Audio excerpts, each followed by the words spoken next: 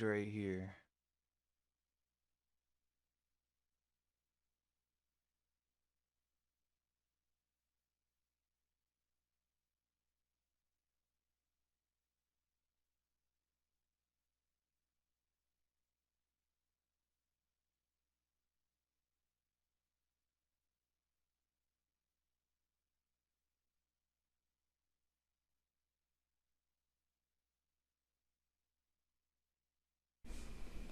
Guys, I literally have to Modern show you day this video. It's so funny. It's a Yo, TikTok I dude, stitched. You chill. is basically basketball.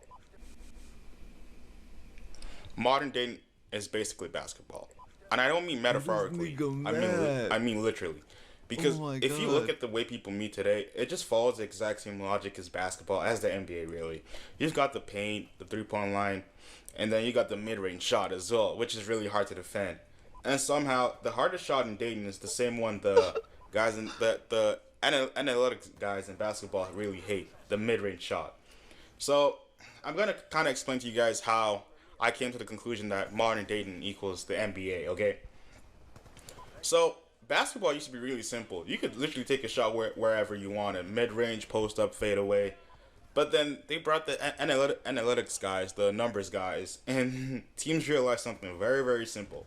3 pointers are way more worth than 2 pointers. So layups are easier shots than I jump like this shots. You feel guy. me? So the league shifted towards two places on the court: the paint and the 3 point line. Everything else became super inefficient I love according this to the guy. numbers guys. You feel me? If you look at modern shot charts today, they basically avoid the middle of the floor entirely. And it's just like dating, because it's the exact same thing that happened in dating as well. The 3 point line shot in dating is like dating apps. Apps like Tinder, Hinge, and Bumble. Why, you ask me? Because they scale. In real life, you can talk to maybe a few people in the night. On apps, you can go for, I don't know, hundreds. If you pay for like Hinge Premium or like Tinder Plus or whatever they call it. Dating apps are literally just volume shooting. Just like a player taking 10 threes a game, there's a catch though. 3 pointers are hard shots. You either got it or you don't got it. And day naps are even harder, okay? You're competing against literally everyone. You're judged instantly just off how you look. If you mog or you don't mog, okay? And your photos really matter more than your personality. And right now, if you don't know, if you do not mog on dating apps, it is over for you. The attention economy is currently brutal. It is so brutal, my people. What is he the? But like the reason people keep using the apps is just the same reason people Oh my take threes in the NBA god. constantly. If you get hot and you keep shooting, you're gonna find success. It's all about volume. You can pull up from No. three way more than you can get into the paint in the NBA right now. No. And even if your rate is low, you can take a lot of attempts, because currently right now in the Oh my NBA, for you to be god, recognized bro. as a lethal shooter from the 3 point line, you got to just average, I don't know, 38%. If you're averaging 38% in the NBA from the 3 point line, you will at least get a 3 and D 12 million a year contract on every NBA team. I promise you that. And now we get to the paint, which A is year basically the contract? equivalent of the clubs and bars. In basketball, the paint is where the easiest points happen. So we got layups, dunks, close shots. In Dayton, the paint is where the clubs and bars would be. Okay, because everyone there is already social. They're there for a reason. People expect to meet people at bars. Music is loud, energy is high, drinks are flowing. You feel me? This is historically where most couples meet. You feel me? But there's certain limitations. You can't run a paint offense every night. You have to go out. You have to spend money. You just have to get in the Yo, reps at the right time. bro. It is really hard. So while the paint is super efficient for scoring, it's not always accessible. You feel me? And then now I want to talk about the most interesting shot in modern dating and basketball currently, because it's kind of in a weird space or area. I think the mid range shot. It is the most controversial shot in basketball. The Bro. numbers people in the NBA they hate it because it is harder than a layup and it's worth less than a 3 pointer. Okay, but certain players still dominate from the 3 point line, like Steph Curry, Kobe Bryant, Banger. SGA. They are masters of the mid range. Cold approach is the mid range is the mid-range shot of dating. Basically, it's literally just walking up to someone you don't know in a coffee shop, in a bookstore, in the gym, anywhere, and just starting conversation. It is incredibly difficult. There is a lot of social risk and a lot of oral loss at stake, and rejection risk as well. And there is zero environmental help because it's literally just you gotta think on your feet. You gotta create your own offense, okay? But just like the mid range shot, it has something unique. You feel me? Control. You get to control it 100%. When you cold approach, you're not just competing with 500 other people on someone's phone. You're the only shot being taken in that moment. That's why some people really just swear by it. But it requires a different level of confidence and skill that if you just don't have, you will get benched. This is why most people avoid it. You feel me? The reason modern dating feels strange is because everyone is taking the same shot through pointers, dating apps. Everyone is on dating apps, and it just does not work for everyone, bro. If you're not a Chad Mogger on dating apps, you're not gonna find success. I'm sorry, guys. And that's exactly why fewer people are meeting organically right facts, now. bro. Everything is filtered through the apps, so the dating market becomes extremely concentrated. A small percentage of people get a lot of attention. Everyone else is fighting to get the ball for the exact same shot, and suddenly dating becomes a super hyper competitive sport. You feel me? Which brings us to the real lesson I would say that we have here. In basketball, the best players don't really rely on just one shot. They develop a full game. You get to be known for what you bring to the game every night. Whether you're a 3 and D guy, you're a spot up shooter, uh, you're a corner three guy. You can create your own offense. You're a floor general. Yeah, so you just got to create your own game. Whether that be the 3 pointers, the layups, mid range, you can score from anywhere. Okay, and the same logic really just applies to dating as a whole. If you What the fuck is this? Wait. Which brings us to the real lesson I would say that we have here. In basketball, the best players don't really rely on just one shot. They develop a full game. You get to be known for what you bring to the game every night. Whether you're a 3 and D guy, you're a spot up shooter, uh, you're a corner three guy. You can create your own offense. You're a floor general. Yeah, so you just got to create your own game. Whether that be the 3 pointers, the layups, mid range, you can score from anywhere. Okay, and the same logic really just applies to dating as a whole. If you only rely on Is this an apps, you're AI only shooting script? threes, and if you only go out, you're stuck in the paint. And if you master the mid range, you might be playing a completely different game than everyone else. And then there are the rare people who can just walk up to someone random anywhere and just start a conversation. That's the MIDI wizard, the MIDI specialist, our KDs of the world. You feel me? But the mistake a lot of people make is trying to play a game that doesn't match their skill set.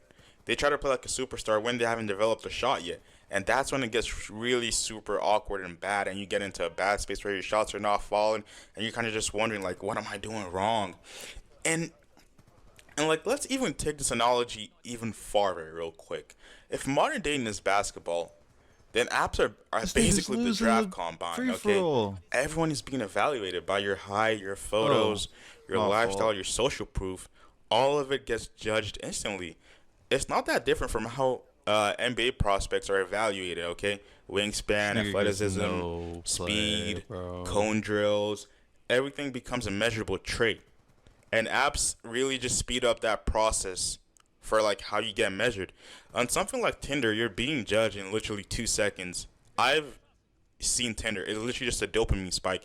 You look at a picture for like 2 seconds and you scroll left to right. So it's like left, right, then next person. You got like 2 seconds to just think, and that's just it. It is fast and it is just ruthless.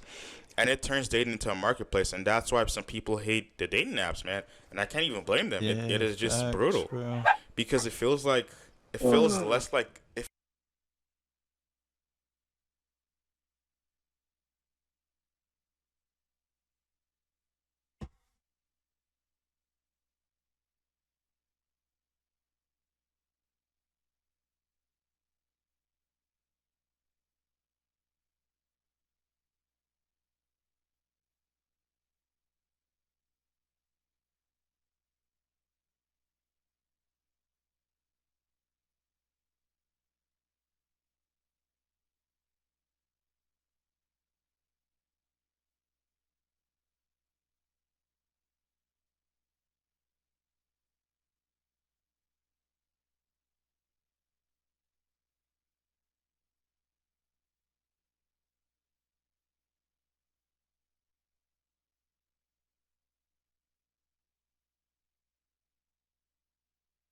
it feels less like meeting people and more like you're being evaluated or like judged. If you get what I'm trying to say here. But then again, that's just the current reality of dating. It's the current era of the NBA, the current era of dating. You feel me? And then there's also a certain confidence illusion part to it. Yeah, here's something interesting about cold approach though. People always say the key is confidence, and yes, confidence matters. But confidence in basketball doesn't automatically make your shots go. You still need to have some level of skill. You still need time, you need experience, you feel me? The same applies to approaching someone in real life. Confidence really just helps you take the shot, not even make it. But it doesn't guarantee that you get the result you want. It doesn't guarantee that your shot goes in and you get the game winner, you feel me? That's why you see so many debates online that argue about whether cold approach works or whether it doesn't work or it's for weirdos or for creeps. And a lot of people swear by it, and some other people think it's just pointless. You feel me? But the truth is that like the mid-range shooting, it heavily depends on the player. Okay, some people develop that skill, others never feel comfortable with it, and that's okay. It is okay because, like I said earlier in the video, not everyone needs the same shot. And then there's also a social spacing problem. Okay, well, one of the most interesting things analytics did to basketball was spacing as a whole. Now we see teams play with 5 out because even the center can pop a three from Mars. And when players started shooting more threes, the floor opened up a lot more. Defenses had to spread out. The entire game just changed completely. And something similar happened socially. Dating apps created what you would call a digital spacing. I would like to phrase it as that. If that makes any sense. Like, instead of meeting people in the same physical environments, like, I don't know, your college class. We've all had one or two college crushes that we meet in our class. I'm learning macroeconomics, and I have this cutie next to me. I feel like asking her out, but I know I'm going to get brutally rejected and mogged. Okay? And then when dating apps came around, interaction just moved online. Now people are scattered across different platforms, different cities, different social circles. You always see dudes, they're traveling to like another city and they get their dating app set in that city. So once they get there, they can just link the girls immediately, you feel me? That is where we have gotten to. And that's just like why real life approach sometimes feels unusual or like unsafe now, and it kind of like scares the girls a little bit.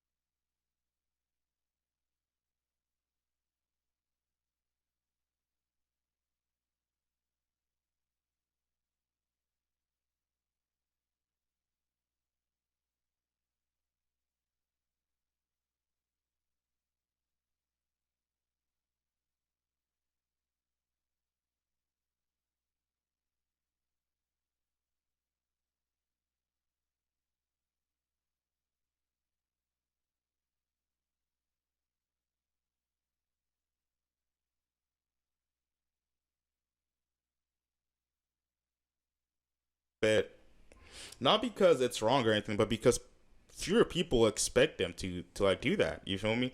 It's like showing up to a modern basketball game and running like a offense from like I don't know like the 80s. The game is just moved in an entirely different direction. You feel if you get what I'm trying to say.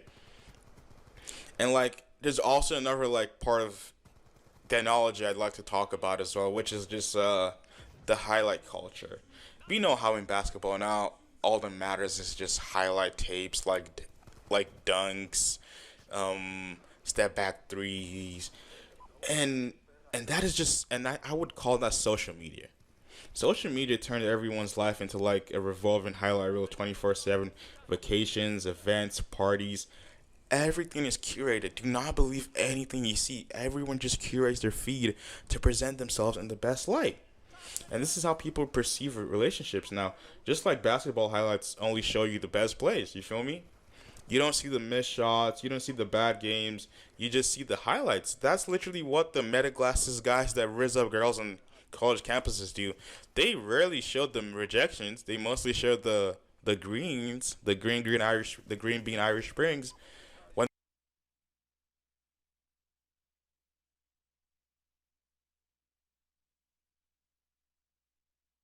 contract and on every people really just swear by it. But it requires a different to the game every night. Whether you're a 3 and D guy, you're a spot up shooter,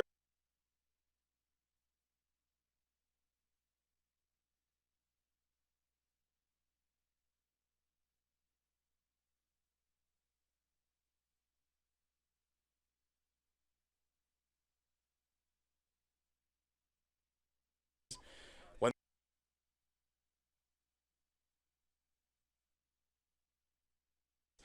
everything is curated. Do not believe anything you see. Everyone just curates their feed to present themselves in the best light. And this is how people perceive relationships now. Just like basketball highlights only show you the best plays, you feel me? You don't see the missed shots, you don't see the bad games, you just see the highlights. That's literally what the meta glasses guys that rizz up girls on college campuses This guy.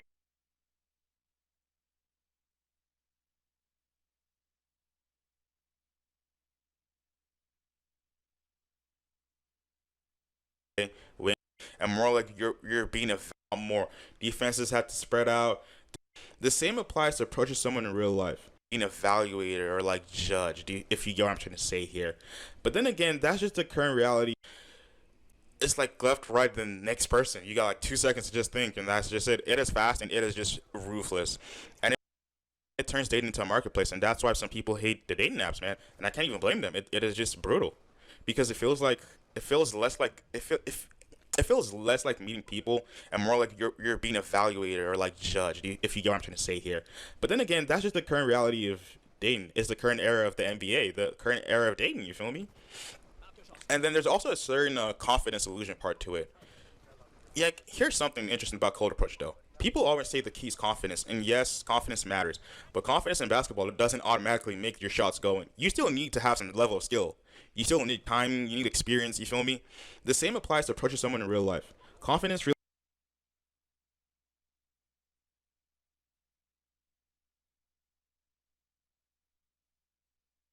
just helps you take the shot, not even make it. But it doesn't guarantee that you get the result you want. It doesn't guarantee that your shot goes in and you get the game winner. You feel me?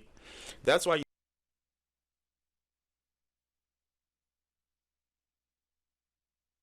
see so many debates online that argue about whether cold approach works or whether it doesn't work, or it's for weirdos or for creeps. And a lot of people swear by it, and some other people think it's just pointless. You feel me?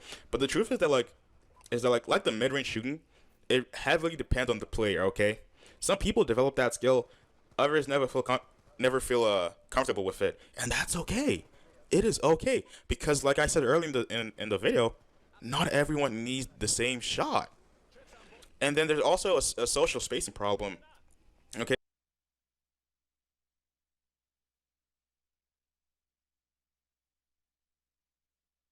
Well, one of the most interesting things analytics did to basketball was spacing as a whole. Now we see teams play with 5 out because even the center can pop a three from Mars. And when players started shooting more threes, the floor opened up a lot more. Defenses had to spread out. The entire game just changed completely. And something similar happened socially. Dating now has created what you would call a digital spacing. I would like to phrase it as that. If that makes any sense. Like instead of meeting people in the same physical environments, like I don't know, your college class. We've all had one or two college crushes that we meet in our class.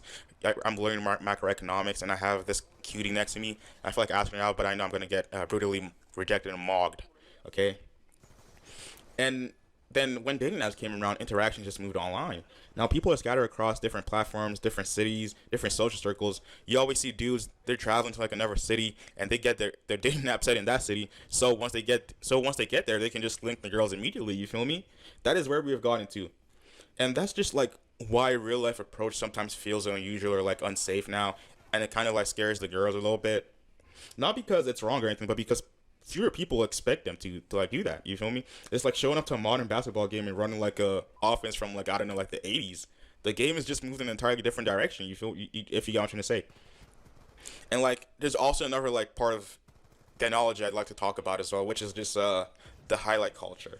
We know how in basketball now all that matters is just highlight tapes like dunks, step back threes, and that is just and I would call that social media. Social media turned everyone's life into like a revolving highlight reel 24/7. Vacations, events, parties. Everything is curated. Do not believe anything you see. Everyone just curates their feed to present themselves in the best light. And this is how people perceive relationships now. Just like basketball highlights only show you the best plays. You feel me? You don't see the missed shots. You don't see the bad games. You just see the highlights. That's literally what the meta glasses guys that rizz up girls on college campuses do. They rarely show them reject.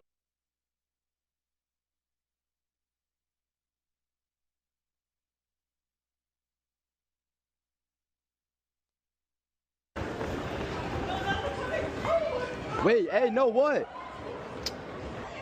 Yo.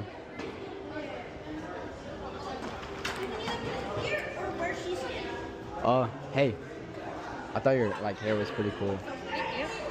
Like, is there like a way I could like get your like snap or like what? Sure. Let's go.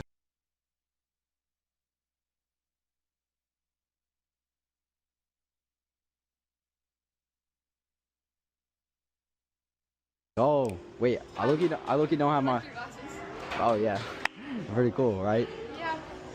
No, it's blinking because it's like dead. It's dead. It's like dead. So it's like doing that. So like, yeah. All right, but I don't have my phone on me, so like, I gotta like you gotta get.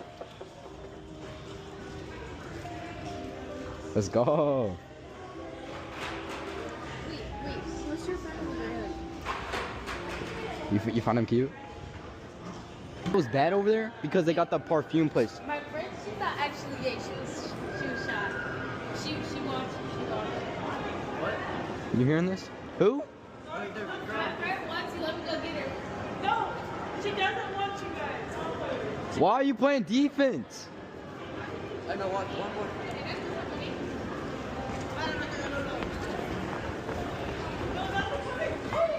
Wait, hey, no, what? Hey, bro, Dylan, this is hard. Yo, comp is so hard. Y'all trying to like go help? Y'all trying to help? Wait, hey, no, what? Yo.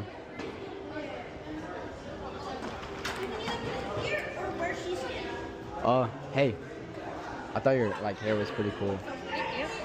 Like, is there like a way I could like get your like snap or like what? Sure.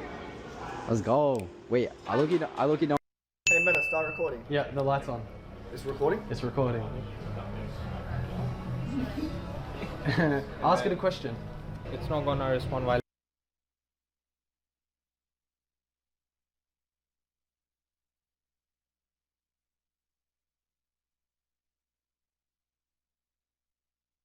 Projections. They mostly share the greens, the green Irish, the green being Irish Springs. When they pop a three, you feel me? Or they hit the mid range to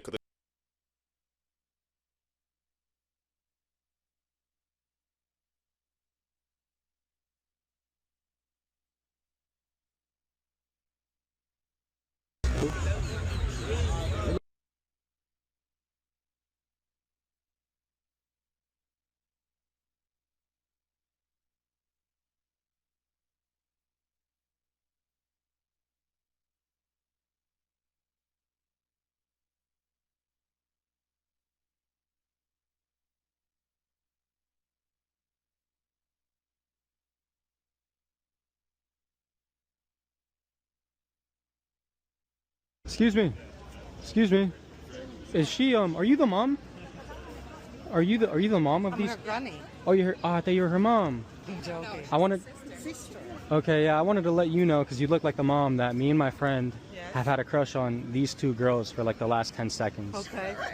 And we had to say something. Because if we didn't, you know, we would have So just you're asking my permission that you can chat? I'm not asking for permission. I'm still going to do it. I'm going to ask her. 10 seconds is a really long time. Yeah, I mean, it's like 15 now. Excuse me. Excuse me. Is she Okay. The cold approach, it's actually so funny. And that just creates a really unrealistic expectation in people's minds when they watch those videos.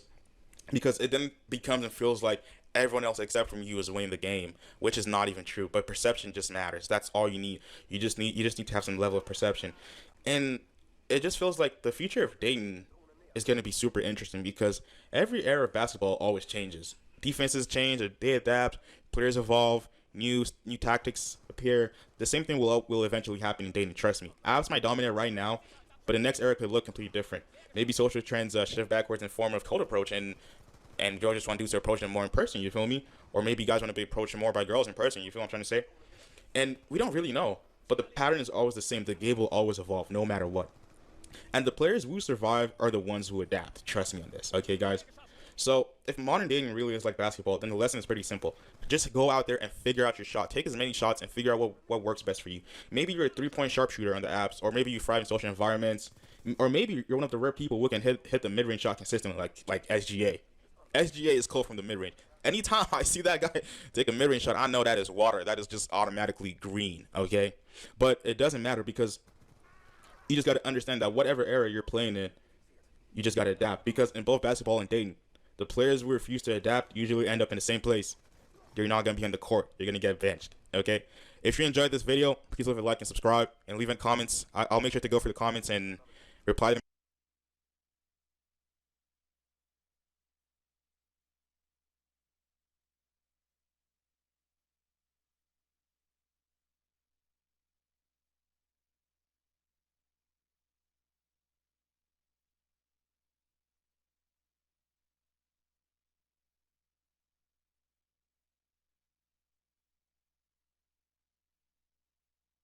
Them as many as possible. I really appreciate everyone that tunes in.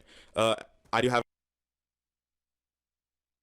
sports betting and how it is gonna wipe out a generation.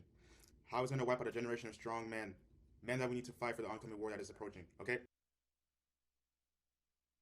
And I kind of understand that the economy is pretty bad right now. The job market is shit.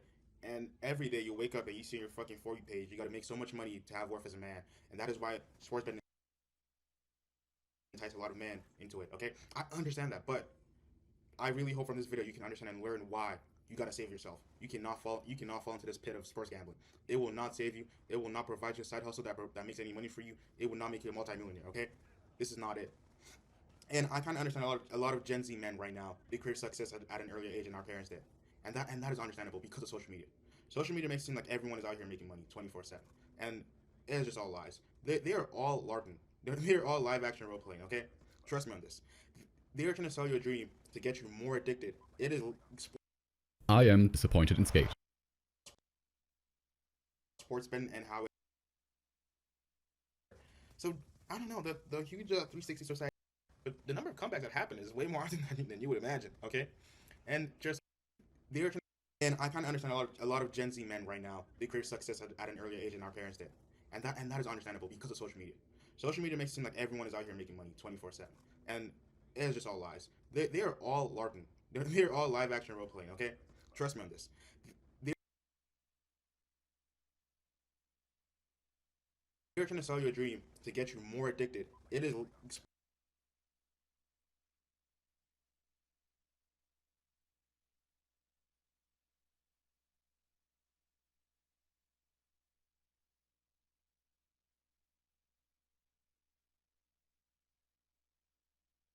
literal goy slop for the goyim.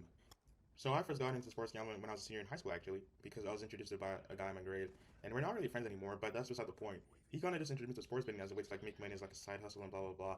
And he was like, "Oh, you watch the game, so you must be able to predict what's gonna happen." And I was like, "Oh yeah, probably."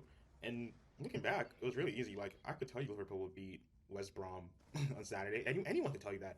But I could tell you PSG would win that weekend. I could tell you, anyone could tell you that Barcelona would win against Almeria that weekend. Anyone could tell you that. So that's like how they get people into sports betting, because they try to make it seem like, oh, if you watch the game, it's pretty easy to predict what's going to happen. But that's not even really true. You'll be surprised by the amount of comebacks that happen in sports regularly, because if you don't sports bet, you would never know. You would just assume that anytime a team goes down, the comeback is gone. But the number of comebacks that happen is way more often than you would imagine, okay? And trust me, there's nothing worse than being on the other side of a huge comeback. I've been there. We've all been there. And it just leaves a bitter taste in your mouth after the game's over and you're about to smash your foot on the fucking wall and just go, how the hell did we lose this game? We've been there. I've all been there. And in 2026, sports betting has gotten so mainstream to the point that they now actively promote it on television. Like, it is so insane that I'm watching an NBA game, and while the game is playing, I'm seeing the live odds by ESPN on the screen, where they're showing us the odds for the Knicks to beat the Spurs. They're showing me the live odds. It is so dystopian. It is so crazy, because just, maybe, I don't know, 15 years ago, sports gambling was illegal everywhere. So, I don't know, the huge 360 society has had in sports betting is kind of shocking to see. And I understand. I fully understand. Sports betting is a market that is huge because they target naive young men. Yeah, I hate to call us naive, but that's just what we are. We're very naive, and we imagine we know it all because we watch the games.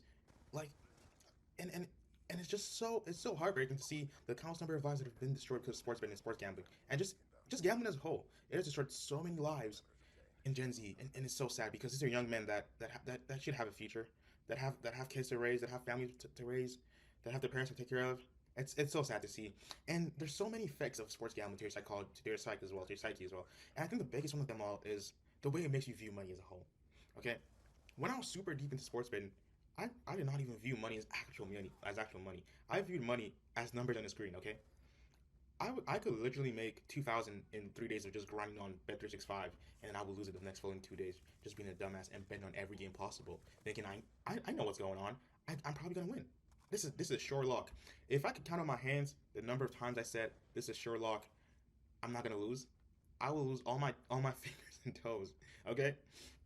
And I just need us as young men to understand that you're not gonna beat the computers. You will not beat the models. The models that they use to predict the spreads and totals and over-unders and receiving yards and whatever, these are supercomputers. Like, you don't even understand. Like these are super computers. Okay? And aside from that, it's just like, why do you even still want to bet on the games with all the rigging going on? If it is 2026, and if you do not believe that the NBA or the NFL is rigged, then you're living under a tree, okay? Because I'm just gonna start from here, okay? Do you really believe that the Mavs traded Luka Doncic to the Lakers and then ended up getting the #1 pick in the draft to get Cooper Flagg? Do you really believe that happened just by coincidence? No, it did not. No, it did not. Because I think going into the lottery, I think the Mavs had the 11th best chance to get the #1 pick. Okay? And I think that was like 2%. I'm sorry to tell you this, but if you genuinely believe that they traded Luka Doncic and in the same season they get the #1 pick and it wasn't given to them by Adam Silver, I don't know what to tell you. And not just that, this is in every sport. I think every sport so far has had a major betting scandal, maybe except the NHL. And, I still think that is coming eventually. We're going to get there real soon. Because in the MLB, we had Shohei Ohtani, the whole Ohtani drama. And then in the NFL, we've had a couple cases here or there about sports betting and whatever. And I think college basketball as well. And most recently, the NBA. And did you notice how the NBA sports betting scandal just got swept under the rug? And this was a head coach that was involved in the scandal. The Portland Trailblazers head coach, Chauncey Billups. I think that's his name. I'm not exactly sure. And a couple other players and assistant coaches as well. I think Terry Rozier was also involved in that operation as well. And I think, what's his name? Malik Beasley from I think he played on the Pistons a year ago. I'm not exactly sure where he's at right now. But why would you still want to waste money on games that they are actively rigging? Like, it is so obvious to us that they are rigging the games now. So why the hell do you still want to put your money down on this? It is ridiculous. Okay. And I'm not here preaching to you as a saint, like I've never sports gambled or I've lost a lot of sports gambling. I've lost not just my money, but a lot of time I could have spent doing other important stuff.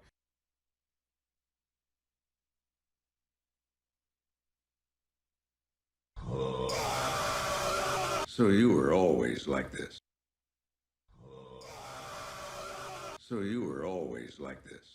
BuzzFeed is a pretty infamous company, most famous for when it's your birthday and you cope about how old you are, it'll come up with amazing lists like things you can do when you're 20, things you can do when you're 25, things you can do when you're 30, which at that point is probably signing a will. And you might remember going back nearly a decade ago, which is horrifying to think about, I made countless BuzzFeed videos because making videos ribbing on BuzzFeed was basically an infinite money glitch in GTA 5. But now, despite everything, much like Palpatine returning in that god-awful Star Wars trilogy, BuzzFeed has returned and made some incredibly stupid choices. Now, okay, all right, to be real for a second, BuzzFeed didn't go anywhere, but over the years, people have cared less and less about the platform. So why am I talking about BuzzFeed basically 7 years after my last video talking about them? Because they suck. They have made possibly the worst decision imaginable. They were asking an artist to submit everything that they were doing through AI. There's an animated web series on YouTube called Chicken Nugget, and this series was created by Kyra Kopetsky, who also voiced one of the main characters. Now, I've seen the discourse online about the Chicken Nugget YouTube channel and some of the humor. Some people find it loving and endearing. Other people despise it and they just think it's, you know, cringe-inducing. It's like too wholesome chungus. But at the same time, I think a lot of people that are hating on it, they are so irony poisoned that they're not going to laugh at anything unless they're scrolling on Reels and they see there's a burger in Las Vegas. I'm sorry,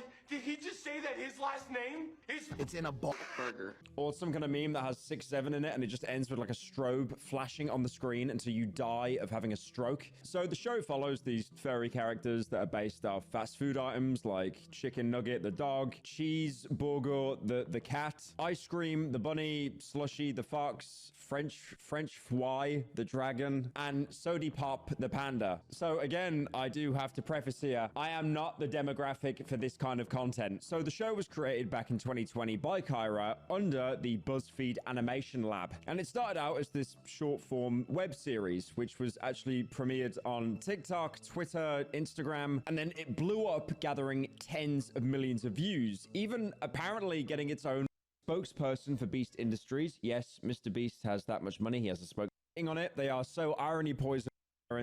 Its own film theory episode from MatPat. Now, the show really took off when they started posting, and you can guess what it is, short form content, especially on YouTube Shorts. And this led to a deal between BuzzFeed and Frederator, which is the studio behind Fairly Odd Parents, Adventure Time, loads of other massive shows, and they wanted to adapt it into a long form series. No idea how they were going to do that, but the offer was there. Since then, the show has been steadily growing up until a few days ago, where Kyra, the creator, announced that she was leaving the show. Basically announcing that she can't stay with the show anymore and she has to leave because BuzzFeed is going to be requiring that Chicken Nugget, the show, is fed into AI for a project. This is despite the entire team taking a huge stance against it. She's obviously very against AI, so that's the reason why she's leaving. And I could not imagine anything worse than you have this pet project. Again, Chicken Nugget with the characters like French fry and Big Chungus, you know.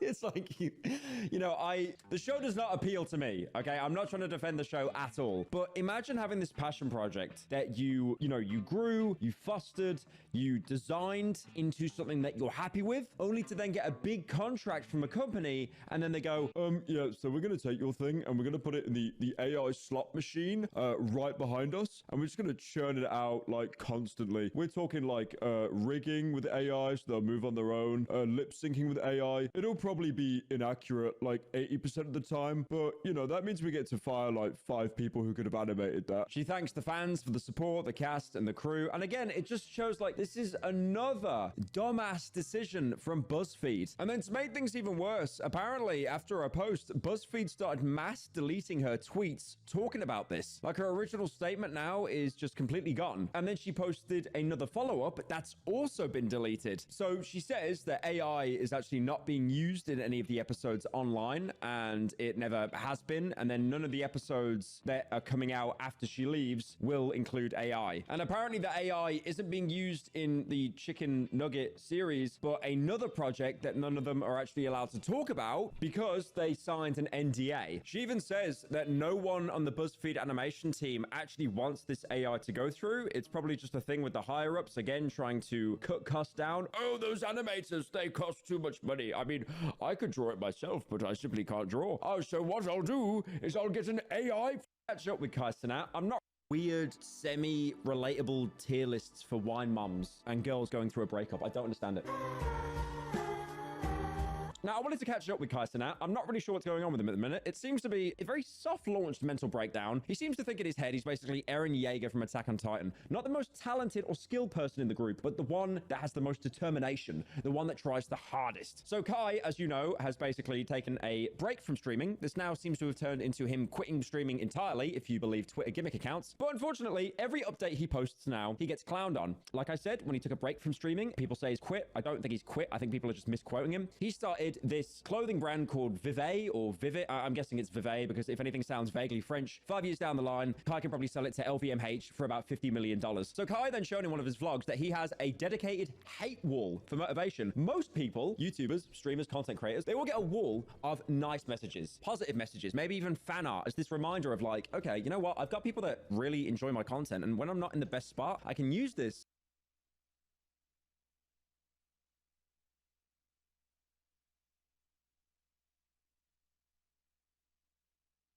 as motivation to make me feel like valued so I can give something back to my community. Kai's done the complete opposite. He's basically just doing the equivalent of that Dark Souls 3 whip attack, the FP attack, where you just kind of keep smacking yourself on the back over and over. Now, to catch you up on the Kai Cenat lore, Mafia-thon 3 made him a disgusting amount of money. Then he uploaded a YouTube video called I Quit, where he announced he was taking a hiatus from streaming. This was a desire for him to focus on his own mental health. And then he also announced he was starting a clothing brand called Vivet. He also has this amazing logo, which says so many things and also absolutely nothing as well. It looks like the logo that an evil Templar cult would use in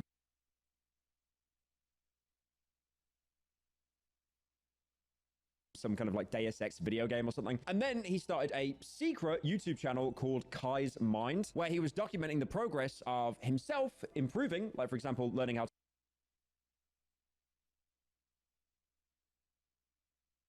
to read, which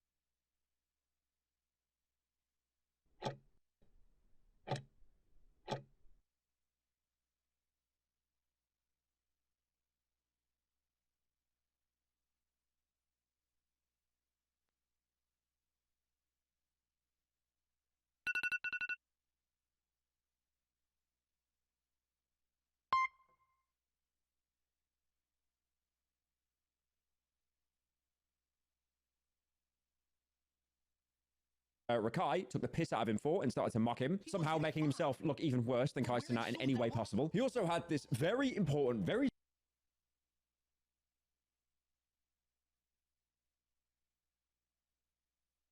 serious business journal that he kept with him through a lot of these videos, and also to document his brand and his clothing designs and ideas about Vivet. And then he had Had these documentary style videos as well, you know, you've seen the type where they film everything on like a VCR camera to make it look vintage. I think at one point Kai even filmed stuff on like his Nintendo DS. The thing is, a lot of people do that and it looks cool. I've seen people do entire vlogs on like a PSP attachment camera and there's a really cool aesthetic. When a big YouTuber or streamer tries to do it, it does look a little bit performative. So people were basically accusing Kai of not really doing it for the love of the game, but more just for the love of the content. Now I'm going to say something very controversial. I don't think Kai Cenat is being performative. I don't think he's smart enough to know what the word performative means. I think what's happened is he has made a disgusting amount of money through streaming, and in his early 20s, mid 20s, he's hit a bit of a ceiling. He doesn't really know what he wants to do next. He feels like, well, I can't really be doing this until I'm 40. I've got all the money I'd ever need in my entire life, but I still want something else. I want to do something different. So he's probably tried to diversify his portfolio. Does it still look pretty bad? Yeah. Like, for example, the time he went to Paris Fashion Week and he was just standing around holding his journal. There was that time where he was reading and he kept reading and the timer goes off, holding his phone up to the camera just to prove that he's a genius, apparently. There was another time where he tried to blame a stutter that he had on a ghost.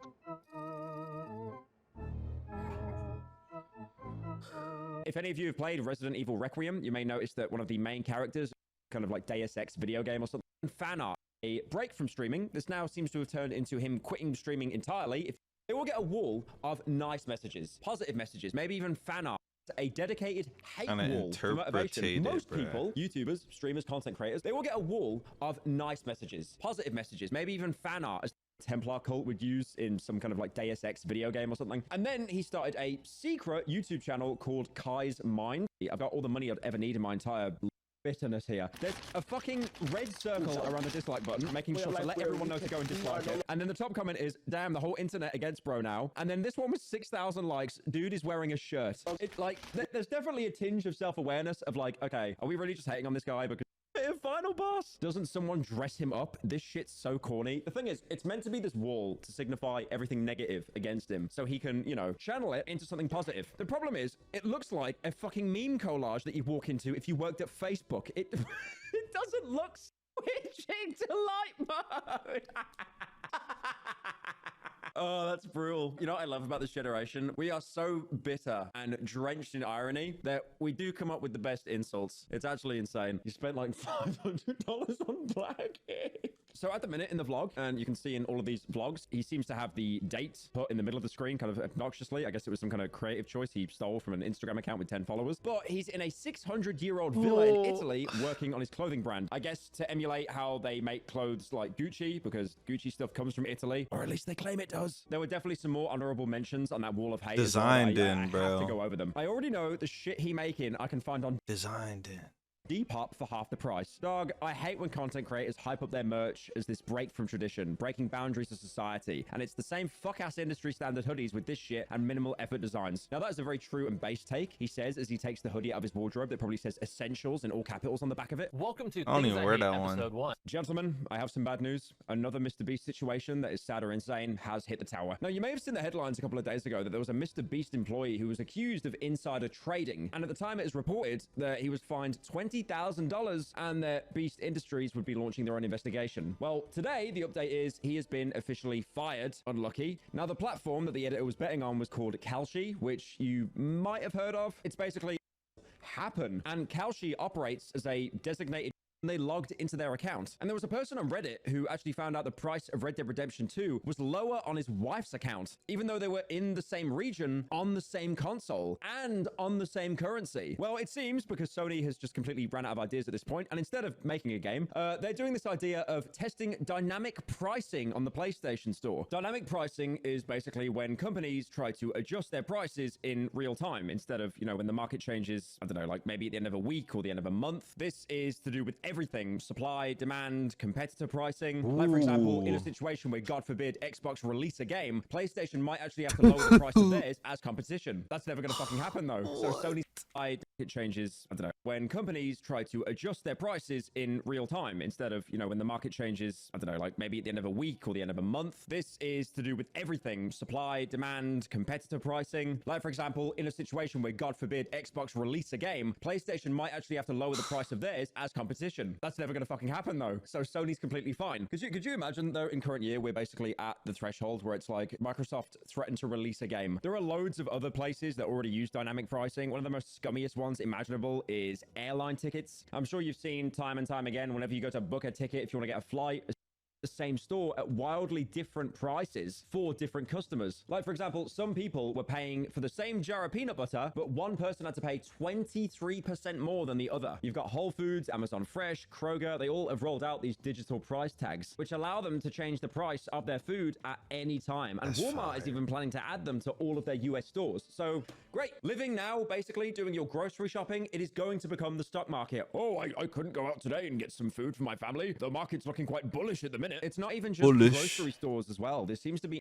Arc Raiders Discord SDK data exposure, which again, you should probably read yourself if you're interested in finding out how this works. But there's a basic summary that during gameplay of Arc Raiders, private Discord messages, DMs, the conversations between two people were being written in plain text in a local game log file. So obviously, if you play Arc Raiders and you have Discord, this is a little bit worrying. Apparently, this text was written to disk and that these logs could actually be sent in crash reports. That means that third parties with access to the PC or the crash reports can read your private Discord SDK data exposure, which again, you should probably read yourself if you're interested in finding out how this works. But there's a basic summary that during gameplay of Arc Raiders, private Discord messages, DMs, the conversations between two people were being written in plain text in a local game log file. So obviously, if you play Arc Raiders and you have Discord, this is a little bit worrying. Apparently, this text was written to disk and that these logs could actually be sent in crash reports. That means that third parties with access to the PC or the crash reports can read your private conversations. Now, if you're panicking right now, you're trying to refund your Discord Nitro and tell your Discord kitten to delete all the pictures of her feet. I totally understand that, but this was only an issue for users who had their Discord linked to Arc Raiders, not just playing the game and then having Discord. And then the Arc Raiders dev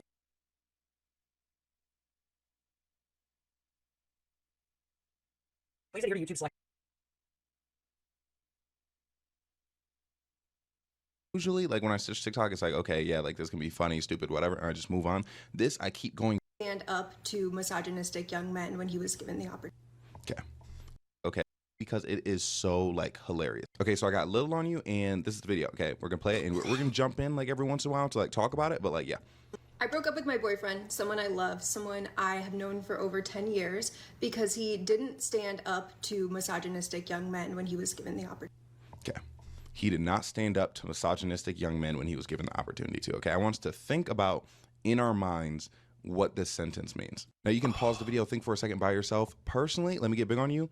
When I hear that sentence, I'm like, oh man, you know, maybe some man was around and he said something crazy, disparaging towards her, like maybe a comment about someone's body, and her boyfriend didn't step up and defend her or say it wasn't okay. I think that's a much more reasonable reason to break up with somebody. So anyways, keep that in mind. Okay, I'm getting a little on you again. Now I want you to think about that or whatever it is in your mind. Okay, I don't want to project my thoughts onto you. Think about your image of what she just said. Her boyfriend did not stand up to misogynistic young men. Think about that, and then I want you to hear the story. We had just finished watching Adolescence, a miniseries on Netflix that essentially talks about how boys are being more and more radicalized online, how parents aren't paying attention, and how it's really up to men to help solve this problem because they're surely not. Okay, I gotta say something about that. Okay, so young boys getting radicalized, that's true. Parents not paying attention, that's true. But it's really up to men to da-da-da-da. Wouldn't it be up also to the parents to pay more attention? Like, yes, I agree, men shouldn't allow misogyny in their circles, but as far as like outreach to people who like have parents, like if your parents can't do the job, why should we have to? Okay, anyways. Going to listen to us. So we were walking to the farmer's market, and right behind us were two boys, probably 13 or 14 years old, and they were saying things. 13 or 14 years old. I want you to remember this the whole story, and remember at the beginning she said young men. In the farmer's market. And which, like, yeah, I guess, but like when you hear young men, you're thinking of like men, not children, not boys. Okay, anyways. It's like, Trump is the best. What has he ever done? He has more followers online. I don't get why no one would like him. And I was seething because my. I want you to hear what she said again. Okay, I want you like, I know that part got seething. She said, you know, basically they're glazing Trump. Remember how she described it at the beginning of the video? Yeah, she said, I need to put that on my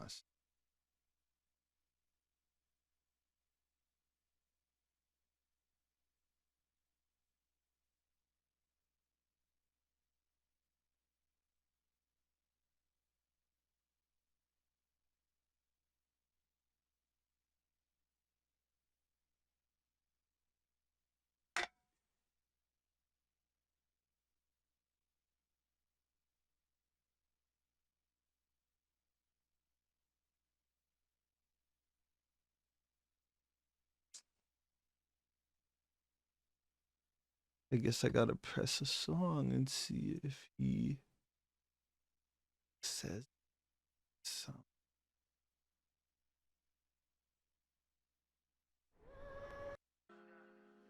Trill on the keys.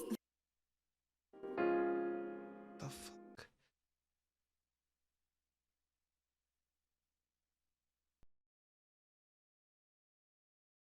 Cherry production.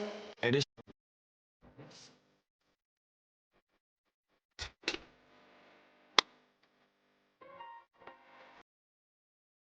Her man could have stood up to misogyny from young men. And these are two children glazing Trump, essentially. Like, Trump is the best. What has he ever done? He has more followers online. I don't get why no one would like him. And I was seething because my 6'4", handsome, white privileged boyfriend wasn't saying anything. And so finally I stop, I turn around and I get right in their face. And I said, he's a fucking rapist. He's a certified fucking... And they go white in the face. Boyfriend? Still just standing there, not saying anything. Once the boys get their bearings, they say something like, Trump is my daddy. Trump is your daddy. And I was furious. I had a full-blown crash out. I took my full morning latte and I smashed it on the ground and I grunted and yelled and walked away. And he's like, what's the matter? You're the matter. Not even the boys so much. Him, because he had an opportunity to stand up against misogyny and he fucking didn't. I broke up with my... These were children she just yelled at. 13 and 14 years old, bro. They're barely... Respond. Slide. Man, don't. If you won't, I got your folks here. Don't respond to shit. Out the tween stage. And look, okay, let me get big on you. And as for what they're saying, because this is something that really bothers me. She's like, oh yeah, he could have stepped up to misogyny. They were glazing Trump, okay? And look, I've said this before. Liking Donald Trump or whatever, or glazing him, whatever, could it be seen as circumstantial evidence of misogyny? Yeah, circumstantial, okay, but not direct. Like her saying that her boyfriend didn't stand up to misogyny and it was just people kind of rocking their political ideation, that was very disingenuous, okay? And the thing is, her response that she gave these children, Bro, it wasn't even like a political response. It wasn't even, oh, well, he's doing this, and that to women. It's saying that he essayed somebody, which again would.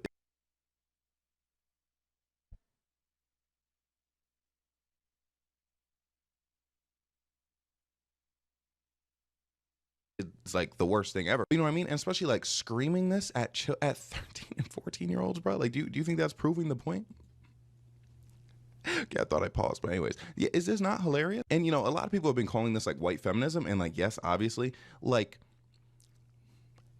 if you boil down Donald Trump, like his, like again, you're saying them saying they support Donald Trump is them supporting misogyny, and oh my gosh, her man didn't stand up to misogyny. If you're just boiling down Donald Trump to misogyny, right, you are absolutely underselling discrimination towards other people. And I'm not here to make an argument being like, oh, he's more racist than he is misogynist or more misogynist than blah, blah, blah. I'm just saying, if you believe that Donald Trump is a misogynist, there's no way that's the only thing you think he is. So the fact that like racism wasn't mentioned once in this video is crazy to me. Again, y'all know how I feel about people who are only passionate about issues that affect them. But then like she mentioned her boy, she's like 6'4", white, privileged, handsome. Like what did that have to do with the story? Is she saying 6'4", like implying like he would have like physically intimidated these 13, 14-year-old kids? Like what's he supposed to do, scare them? And it's just like, bro, what happened to the art of like minding your business, right? Like, cause for one, obviously a small interaction like that is not going to change anyone's mind. Even if he turned around, best case scenario, he was like, hey, Trump isn't cool. And they skip away like, hip, hip, hooray, yay, we know now, da, da, da. Like, that's not what's going to happen, okay? The way she got trolled and rage baited probably would have happened to him. I'm not going to lie, that's the funniest shit I've seen in a minute. Trump's my daddy. Trump's your... How do I find...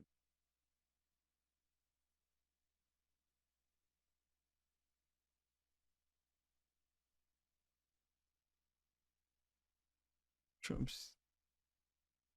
Bro.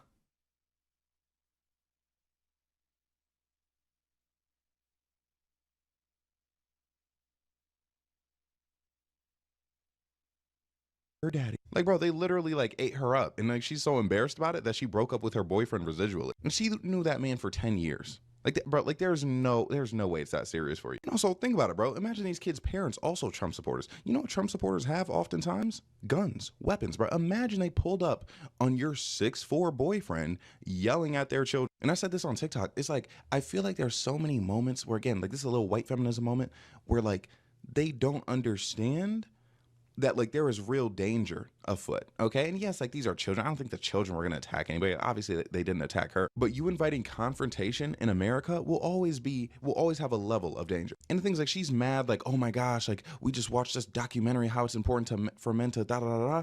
I promise you, in that documentary, they did not mean random men walking up to random children in the street and yelling at them. I guarantee that's not what they meant. I'm sure they meant people like teachers, mentors, you know, like just anybody who actually, because of him, I wouldn't have crashed out if he would have like stepped up. Olds on the street who, okay, here's her, like, she copy and pasted this all over the comment section. She copy and pasted it in my comment section. This is her response to the backlash, okay? She said, all I wanted was for him to say in a calm, direct way, dude, you know he's an assaulter, right? Bro, she's saying in a calm, direct way when she herself wasn't calm. And there was another comment section where she was like, my crash out was because of him. I wouldn't have crashed out if he would have, like, stepped up.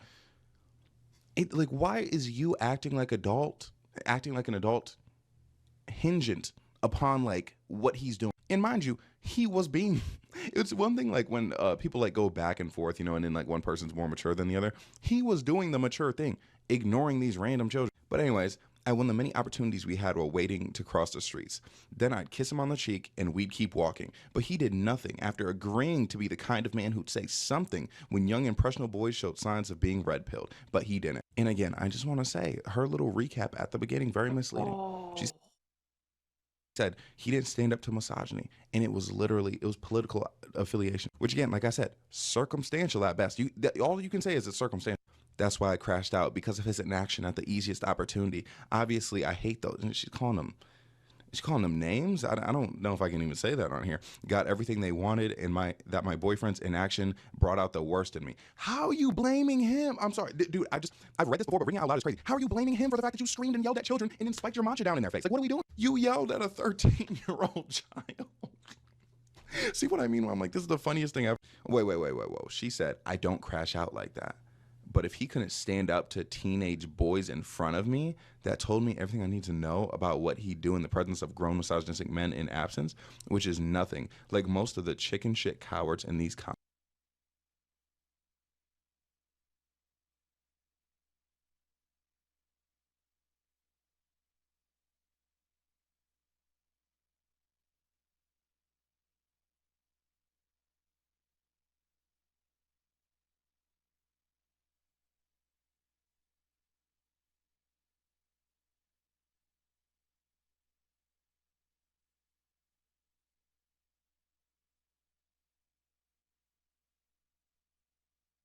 No.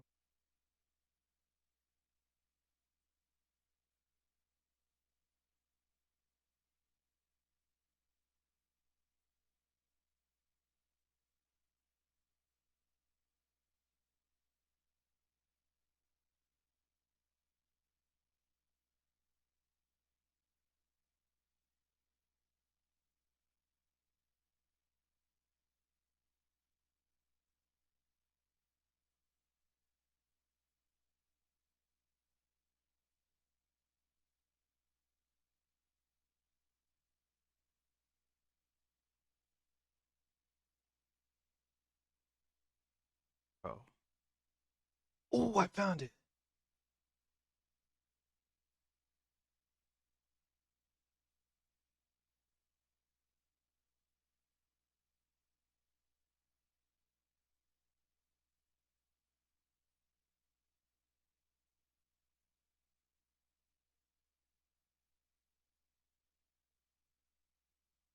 Bro, you deleted.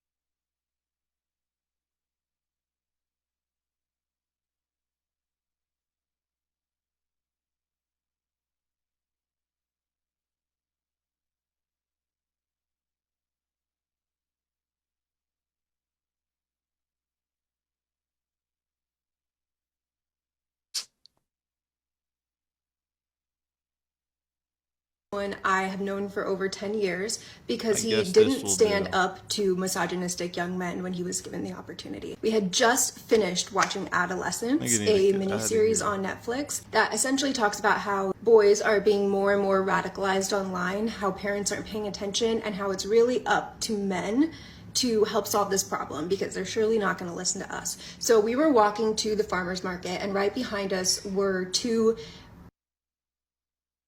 Fuck, that's this dude. Broke up with my boyfriend, someone I love. Bro.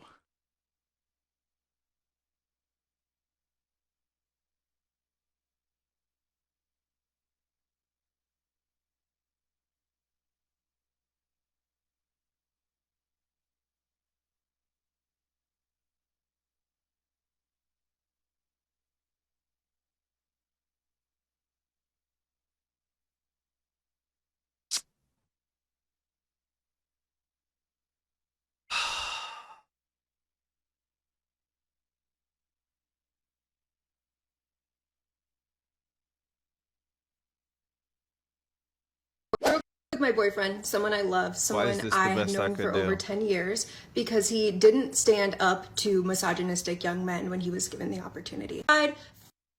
Rapist. And what has he ever done? He has more followers online. I don't get why no one would like him. And I was seething because my 6'4", handsome, white privileged boyfriend wasn't saying anything.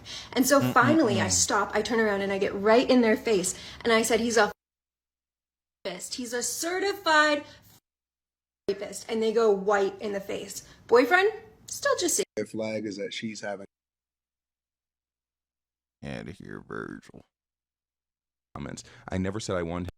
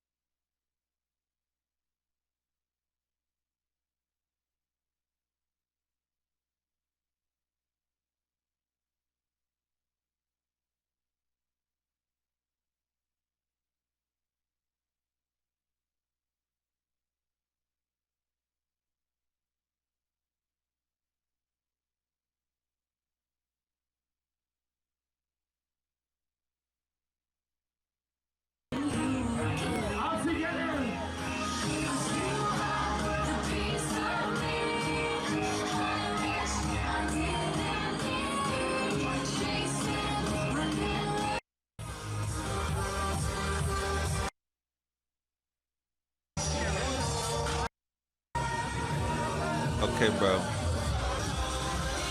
Hurry up.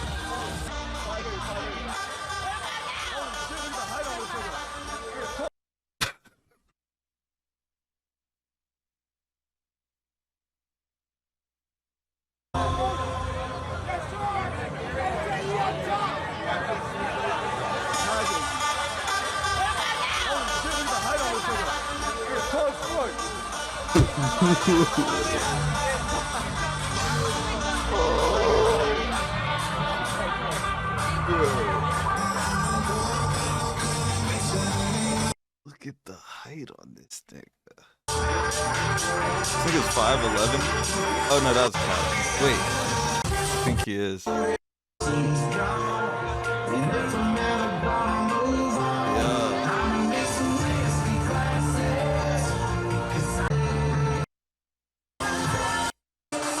Bro, move the camera.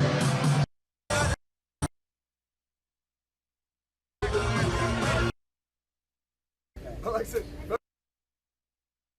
get some BAWs spammed up in here. Where my loyals at? Let me get some BAWs spammed up in this bitch. Someone said he's the face of peptides. Guy is deep in debt and he wants to know some advice. Let's listen in.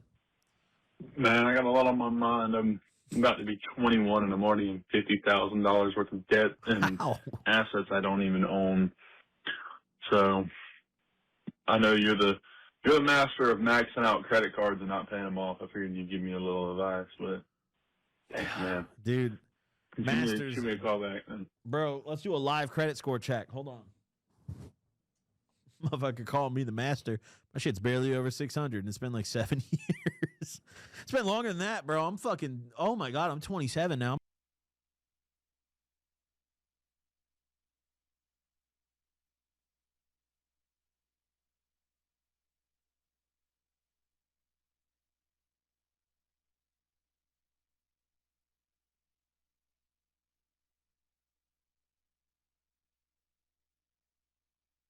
I'm an old fuck.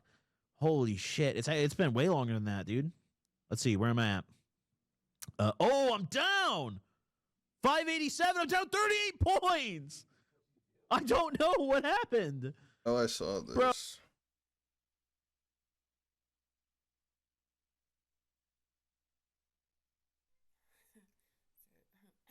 feel some need to talk about this, and no, I haven't combed my hair or anything yet today. I got up and started writing and noticing yelling from my neighbors and yeah, you know, I want to talk about drugs, and I want to talk about, this is not a lecture. Actually, I had a dream, I think it was yesterday morning or maybe day before, you know, about there being some gang prevention conference. So these things must come in and out of my mind. If a person wants to say subconscious, and you know, if you dream about someone else or dreaming about yourself, I mean,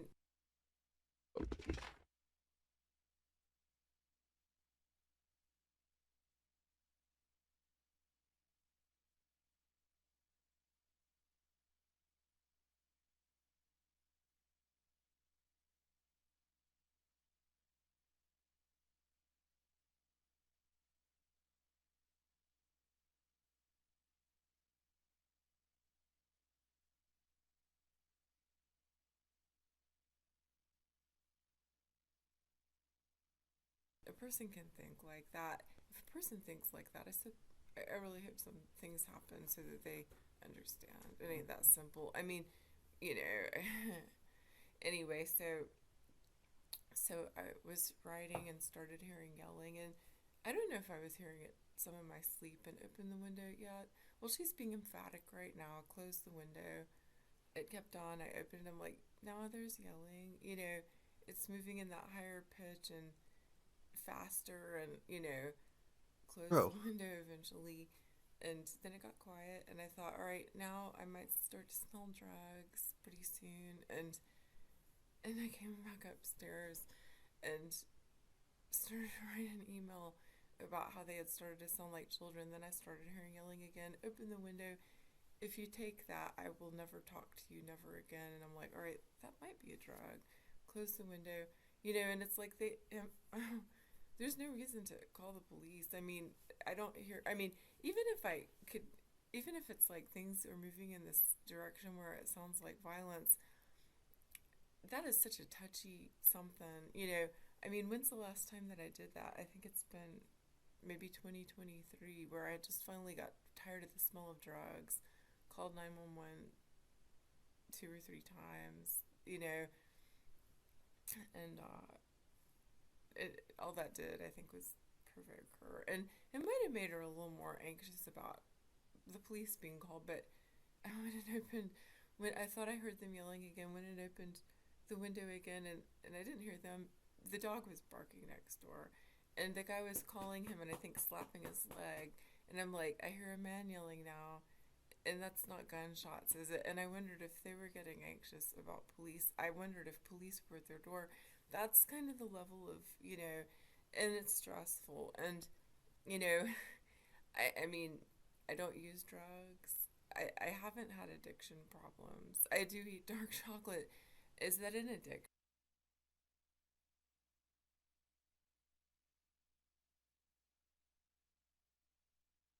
I mean, I have had people say, don't worry about that, it's good for you. And I think, well, it doesn't always come from places where people are not being abused in the, you know, agricultural work. It also, it feels like a need, kind of like cigarettes. So I am not giving myself an out on that, you know. I mean,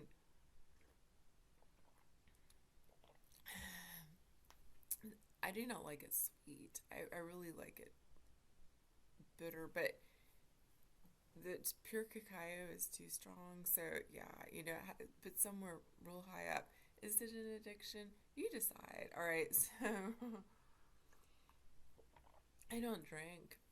I don't take pills. I don't smoke pot. I mean, maybe there's some possibility I could get a medical marijuana thing. Do I want to do that? No. And every now and then I smoke a cigarette. That's very, very rare, you know. But you know, here I am. I can say I'm surrounded by it. I think that the guy next door struggled because I found something from a pill bottle a few years ago. He has moved, but I found something from a pill bottle a few years ago, you know, for oxycodone, you know, where he had been given a 3-month prescription. It was like, that is so dangerous. Wow. And he had to go south of Atlanta to get it. You know, I mean, I looked up the doctor.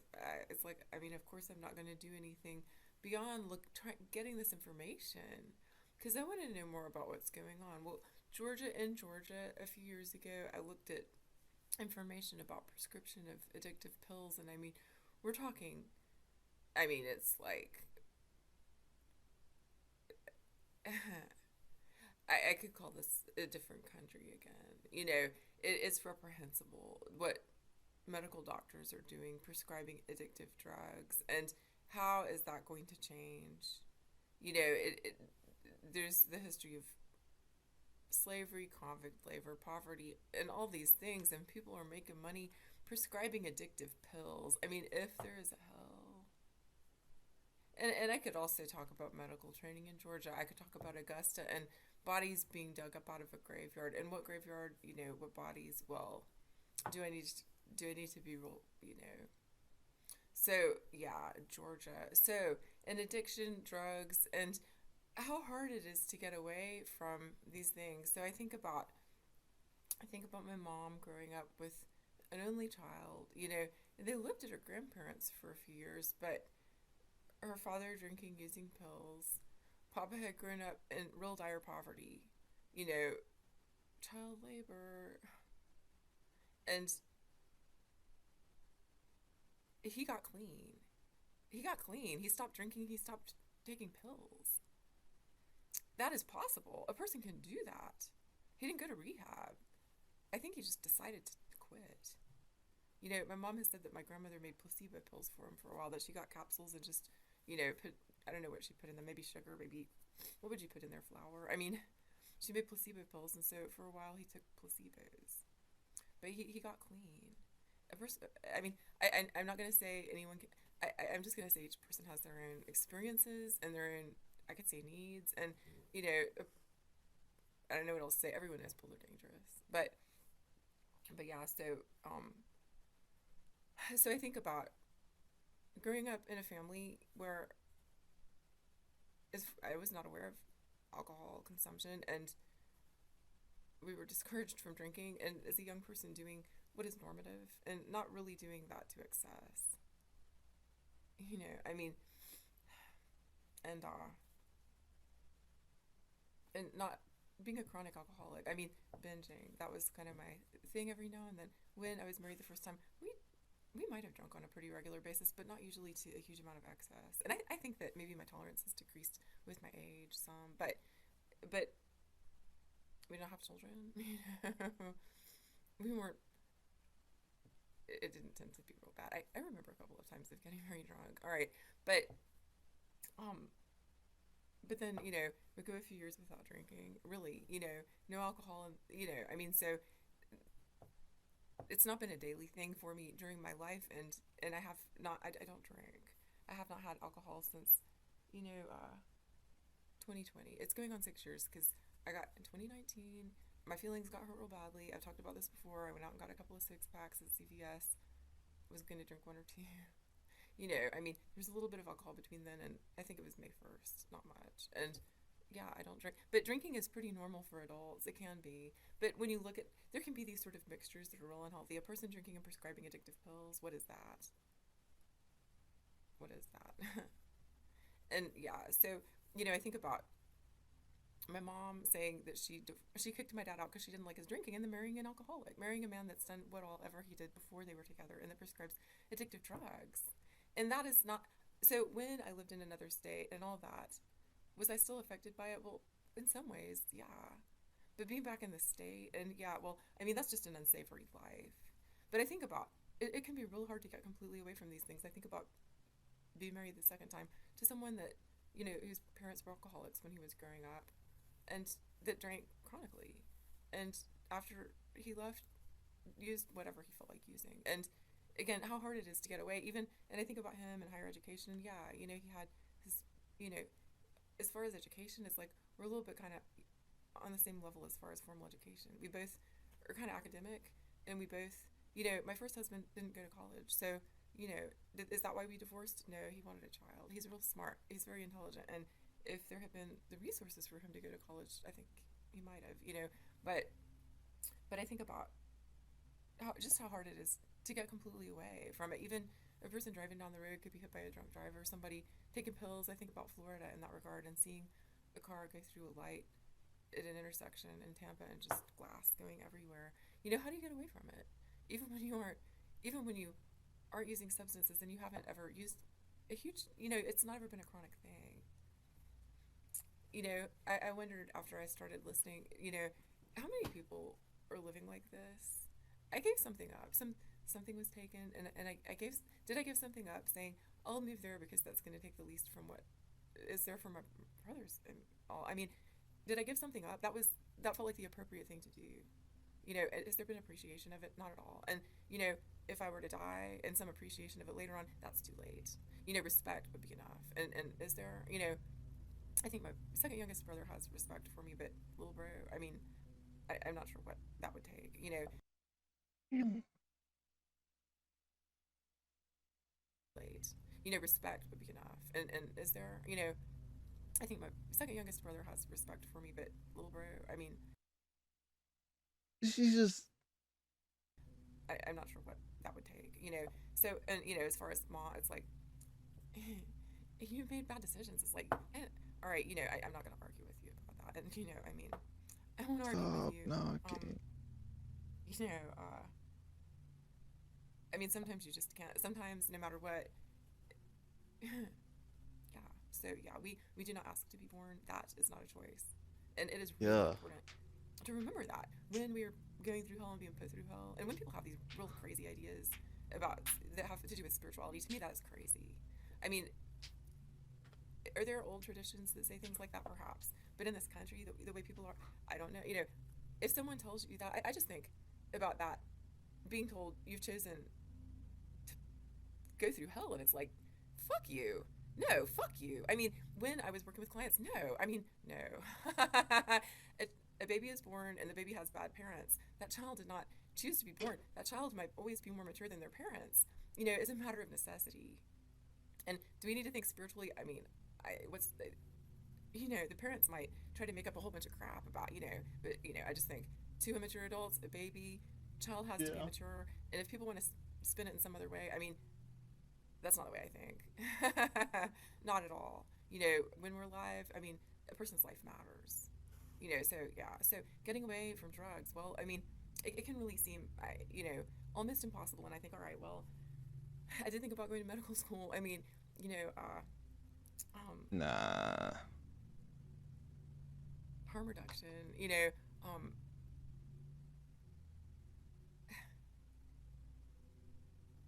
yeah, well, just that I talk for a few minutes about it. It's, you know, some of us, I think we have a hard time getting away from it. I mean,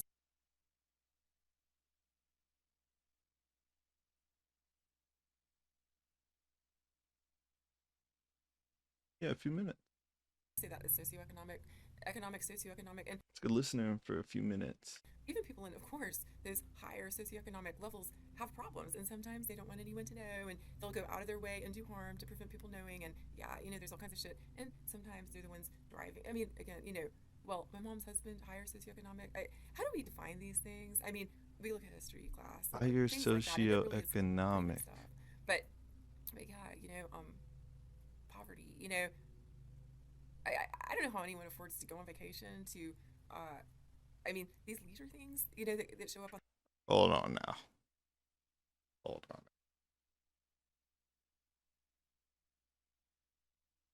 Oh, you're bro. I mean, it's like, are people still doing that? How do people do that? And how do people do that with a clear conscience when so much harm is going on? I wonder.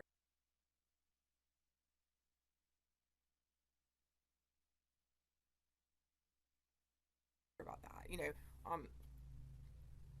well, just thought I'd talk for a few minutes, and yeah, it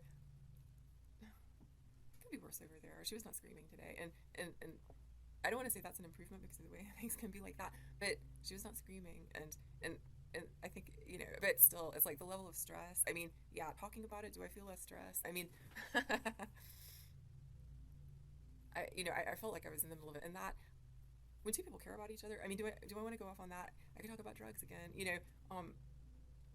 do not take that, or I will, there were two numbers in it, all right, I don't know if that was a drug, I kind of think it probably was, because if somebody was going to walk out of the house with something, I mean, so there could be carrying in that, and people get used to things. Well, I mean, yelling and things like that, I don't like it. Fighting, I don't like it. Did that sound like a fight? I'm not sure. There was no screaming from the throat, like I heard, like, when there was a different person over there. So, yeah, people don't need the stress. How about that? I could say that, but drugs do not solve the stress, and people might not like when I say that. And Bro, more to say, bro, her neighbor was tweaking, bro. Like, he did all that, bro. He walking out the house with the oxy, bro, like.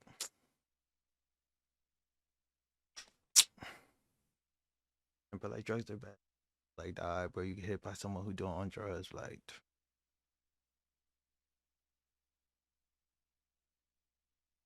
This lighting is. am I a prohibitionist? No, not at all. But I think about. A person of color cannot pull this off.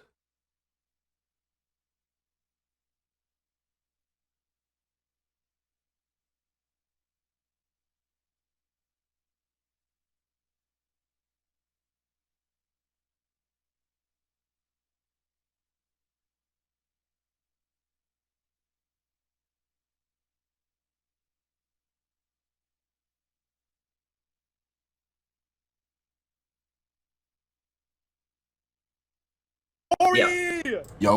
Yeah. Like, I ain't gonna lie, this is how I thought about it. I felt shoulder and said, yo. Come on,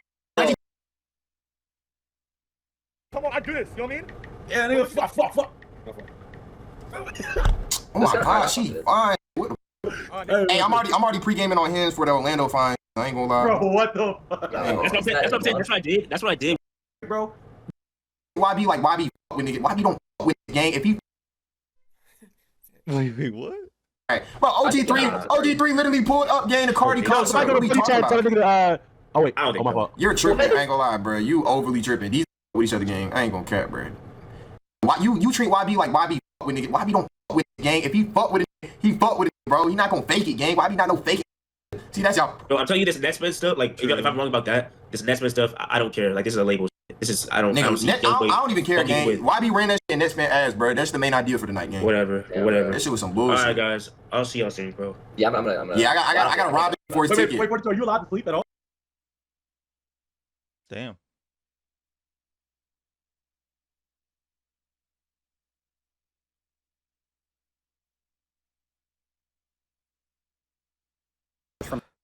San Francisco, everything's uphill, bro. The Hunger Games. The museum's on a fucking 60-degree angle next to the fucking Golden Gate Bridge, bro. So, but also a little more sweet. Fucking is entertaining to watch, so it's getting an 8 overall. 4-1, so we're gonna readjust. Yep.